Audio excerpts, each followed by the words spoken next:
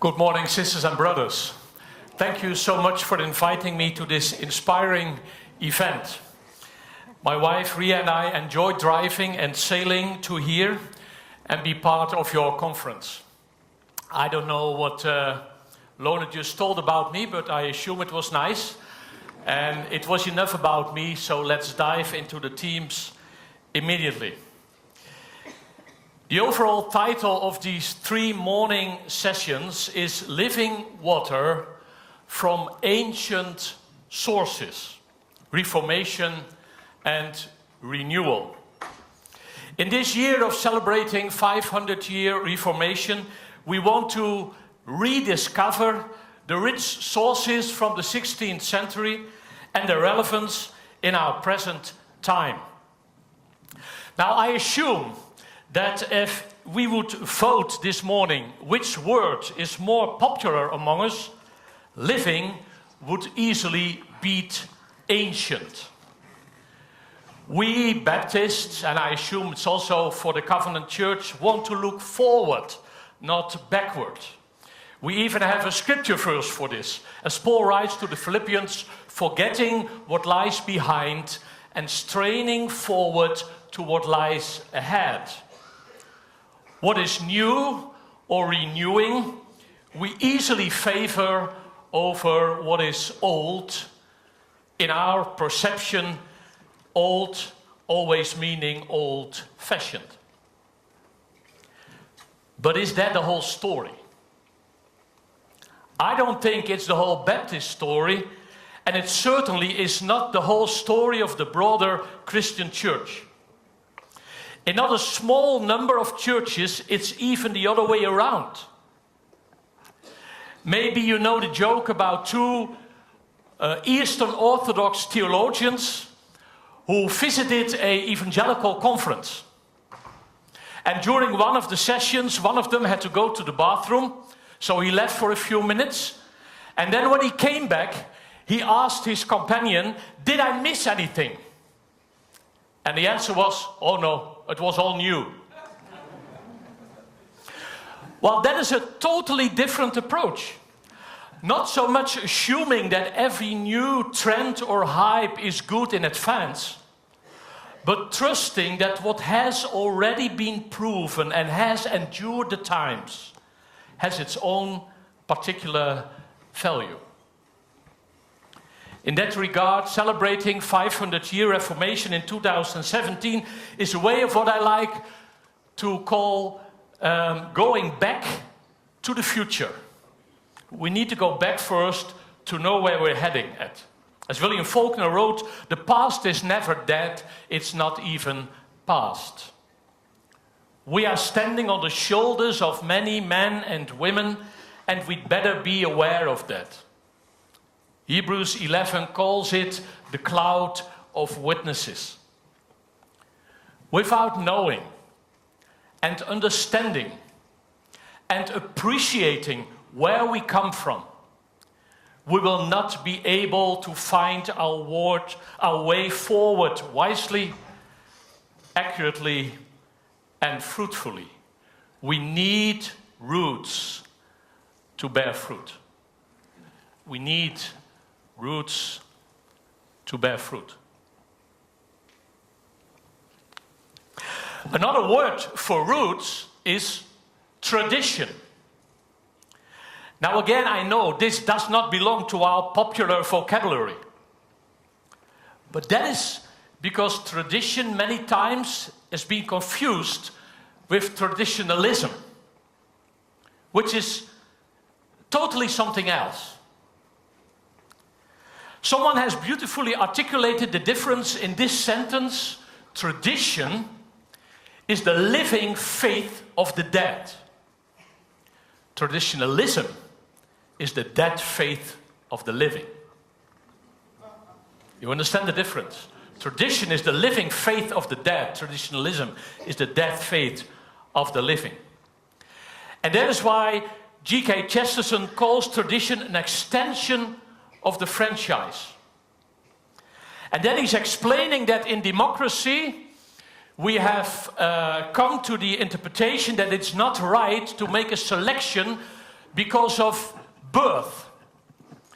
Because, so selecting people who are able to vote according to their birth. We say no, everybody, every living citizen has the right to vote and to hear his voice and contribute to our conversation.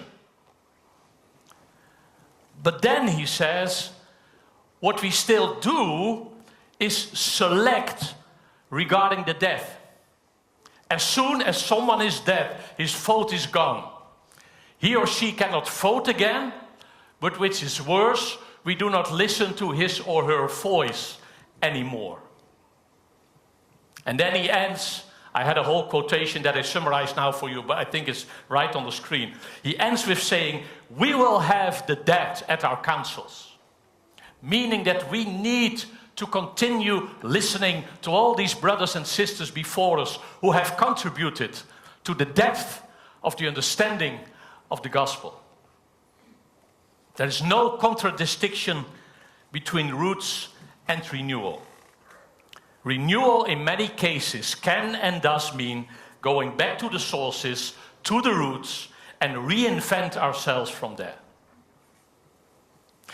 Now, I cannot elaborate this morning on the question whether we are in fact Protestants or not, but I will say a few words about it.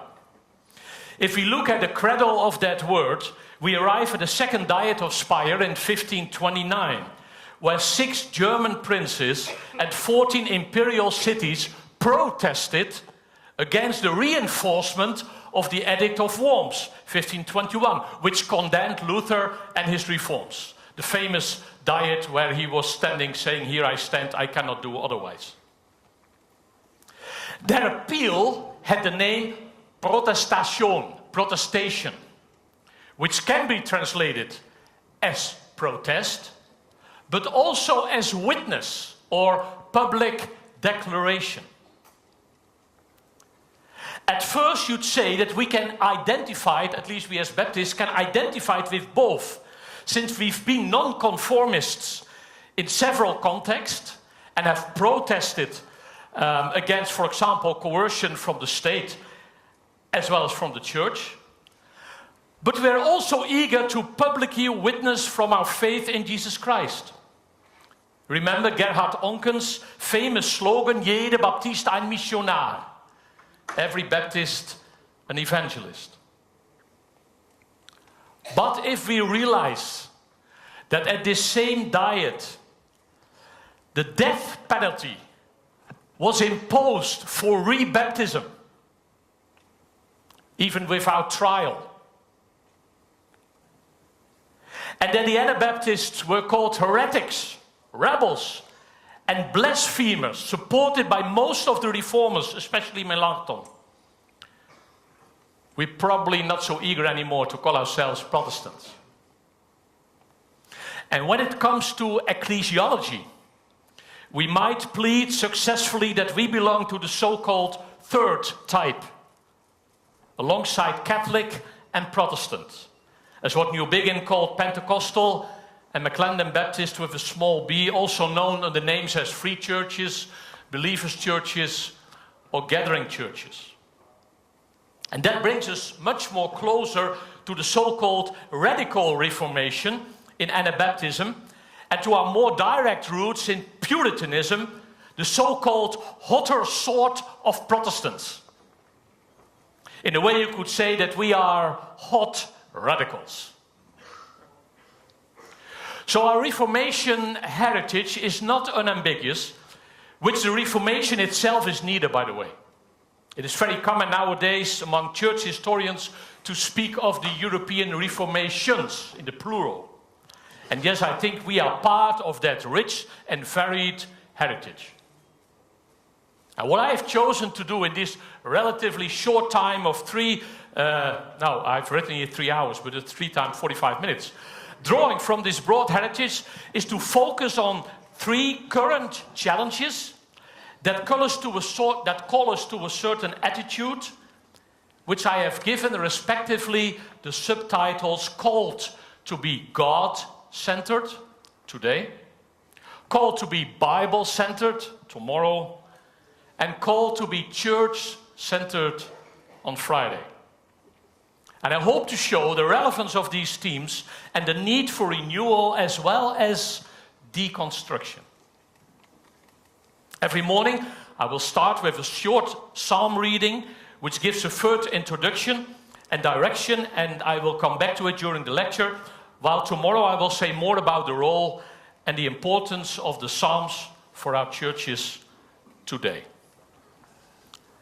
This morning I'd like to read a couple of verses from Psalm 63 and from Psalm 36. Psalm 63, verses 1 through 4.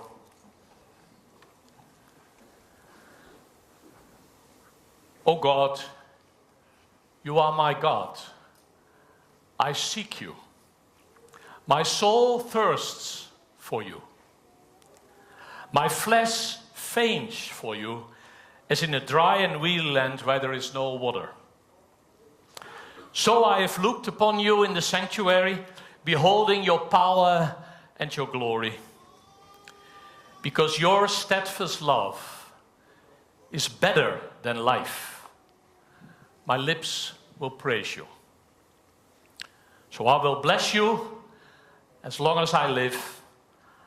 I will lift up my hands and call on your name. And then these verses from Psalm 36, 7 to 9. How precious is your steadfast love, O God. All people may take refuge in the shadow of your wings. They feast on the abundance of your house, and you give them drink from the river of your delights. For with you is the fountain of life. In your light we see light. We are called to be God-centered. It all starts with God. That's the title of the first chapter of Rick Warren's bestseller, The Purpose-Driven Life. And the first sentence of that chapter is, it's not about you. In this chapter, he makes it very clear that if you want to know the purpose of life, you must begin with God. We are all born, and I quote, by His purpose and for His purpose. This gives the book a surprising counter-cultural force, which is important and I think necessary nowadays. Eugene Peterson, in a similar way, in his introduction to Genesis, in the Message, his own translation of the Old Testament, says something similar in his own straightforward language as he writes this. First, God. God is the subject of life. God is foundational for living. If we don't have a sense of the primacy of God, we will never get it right, get life right, get our lives right. Not God at the margins, not God as an option, not God on the weekends. God at center and circumference. God first and last. God, God, God. The Reformations emerged in pre-modern times, and in these times it was self-evident to understand life as created by and destined for the glory of God. As later the Westminster Larger Catechism so beautifully articulated in its first question and answer. What is the chief and highest end of man? Man's chief and highest end is to glorify God and to fully enjoy Him forever. We just sang about that. With God at the center, we stand together. I think we need a renewal of this focus on God at center and circumference. One might say, with good reasons, that related to Luther's famous question, how do I get a gracious God? The Reformation's unintentionally advanced privatization and even secularization. But it is still a fact that with Luther, the emphasis was on God. How can I get a gracious God? While we now live in a time where people would ask, how do I get a gracious God? Or more obvious, how do I get a nice God? A caring God? An affirming God? While our culture became and becomes more and more anthropocentric, the human being in the center, I think so I am. The focus in our churches and in our faith experiences tends to become anthropocentric as well. Because what's happening in our culture always influences our churches and our faith. The so-called turn to the subject has affected us deeply, our whole culture and our churches, and has removed God from the center, mainly unconsciously probably, but still. Let me give you 2 examples. I don't know how about in your churches, but when I hear testimonies of baptismal candidates, it occurs to me that these are mainly very personal narratives about very personal experiences and about feeling at home in this particular church. Sometimes God or Christ are nearly mentioned. And although I see and understand the power of these personal narratives about how God is working in your life, I do believe that they need some deconstruction to become narratives that really connect to the story of the life, the teaching, the crucifixion, and the resurrection of the one in whose name they are about to be baptized. My predecessor at our seminary, Professor Dr. Olaf de Vries, writes in his book on Baptist history that in the past, with testimonies, as he calls them, as superficial as these, an elder would have walked straight to the baptismal font to pull out the stop. Being baptized is serious business, brothers and sisters. It's about life and death. It's not just a party. The total immersion speaks of total dedication, total sacrifice, and giving ourselves up for Christ with skin and hair. It is more about Christ than it is about you. Now, the second example, more or less in the same line, concerns our worship. In the Netherlands and many other countries, and I assume here in Denmark as well, great changes have taken place over the last decades regarding our Sunday morning worship. From the so-called sandwich structure, a song, something else, a song, something else, a song, something else, etc., it's changed into the so-called camel structure. First a long time of singing, and then a long sermon. And that's it. These are the 2 humps of our liturgies nowadays. This not only means a strong reduction of liturgical forms with each their own meaning, but also a shift in experience, in perception, in priorities, and I'm afraid in content as well. People more and more nowadays choose a church not because of its doctrine, but because of its worship. And schism finds its cause more and more not in doctrine, but in the culture of worship.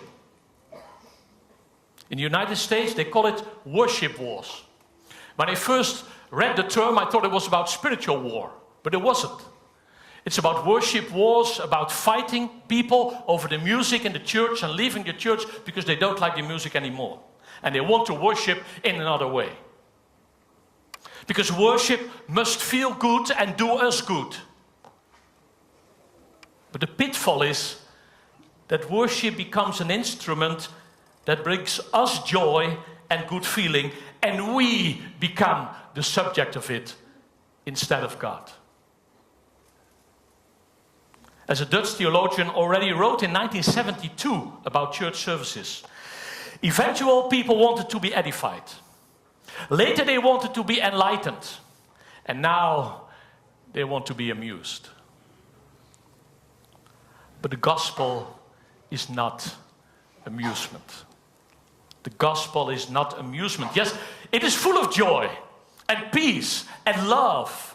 But these are all fruits of the way of the cross. And of cross-bearing people following the crucified Christ. Remember how the early Anabaptists talked about the sweet and the bitter Christ. They talked about the sweet Christ and they talked about the bitter Christ. From the last one, most people turn away. For the sweet Christ is what men want. But the sweet Christ can only be experienced after one has tasted the bitter Christ. Because there is a difference between self-acceptance and self-denial. There is a difference between an anthropocentric faith and a theocentric faith. We read in Psalm 63, "O God, you are my God. I seek you." That's a very interesting sentence. On one side, the psalmist calls God my God. Almost sounds like the 21st century. But simultaneously, he says, I seek you. I seek you. In other words, although I can call him my God and have the privilege of knowing him, there is still so much more to discover. He thirsts for much more. He thirsts to understand more who this God is. His character, his great deeds, his guidance. How to fear him in the right way, the fear of God. It's an expression in most of the Old Testament, and especially the Psalms, that really comes close to a deep spirituality that Israel knew about. And that many of our Reformed ancestors knew about. Living coram Deo, before the face of God, in a godly fear. Understanding that God is in heaven and we are on earth. And there is a qualitative difference between God and us. And that is good news. Yes, there is good news in the intimacy of God, coming close to us, walking with Jesus side by side, enjoying his companionship, sure. But it should be balanced, it has to be balanced to get its real depth and its real worth in this fear of God, understanding that he is so much more than we are, so much different, thank God, than we are. His holiness is also his difference. He is not like us. He is God. So I can call him God, and I have the privilege of knowing him, but still there is so much more to discover. God is so much richer, so much greater, so much different, that we can lifelong hunger and thirst for him and be satisfied again and again. So let us search first and foremost for him. For with him, not with us, with him is the fountain of life. In his light, not in the light of our own perceptions, not in the light of our own preferences, let alone in the light of our own strong feelings, but in his light we see light. It's coming from the past. It's leading us to the future. Let us get up the challenge to be God-centered people. Thank you very much.